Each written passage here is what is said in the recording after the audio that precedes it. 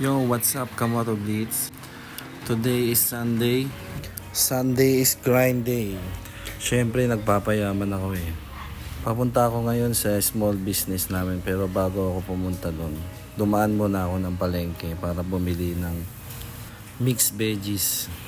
Medyo malas kasi nung Sabado, kaya naubusan kami ng stocks. So yun na nga, papunta na nga ako sa pwesto namin.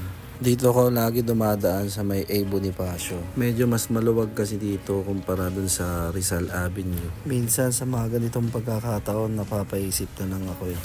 Kasi nga may regular naman akong trabaho. Ba't kailangan pang mag-business? Pero ang mas nakakatuwang isipin ay may mga chismosang prag na naiinggit sa pag-angat mo. Sa isip-isip ko naman, anong pakialam nyo eh, mga put. Basta ako tuloy-tuloy lang sa pag-grind hanggang sa yumaman ako. Dito nga ay nakarating na ako sa pwesto namin dito sa may bandang Valenzuela. Pagdating ko ay nagluto agad ako ng mga order namin. Isa sa bestseller namin dito ay itong sisig. Hindi po ako yung cook dito, nagpapakitang gilas lang ako. Sa sobrang dami ng order nga namin ngayon, medyo aligaga na kami. Pero basic lang sa amin yan. Kami pa ba? Basta tulong-tulong lang at lahat ay may galaw. Lahat ay magiging basic lang. Ito pa yung mga lulutuin namin ngayon. Tapos may 25 packs pang naka-ready. At syempre mag-uniform muna ako para ganap na ganap.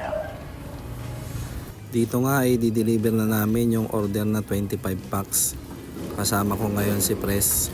Kagrupo namin kasi to sa PCX 160. Teacher siya dito sa Bagong Barrio National High School. Dito nga inabot na namin yung mga order nila.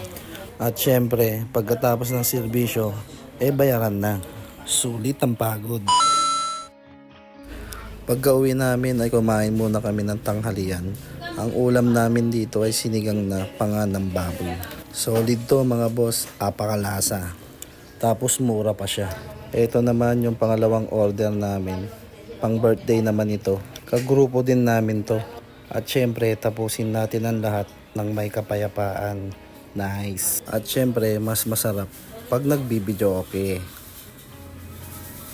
Chowpanan sa Marulas.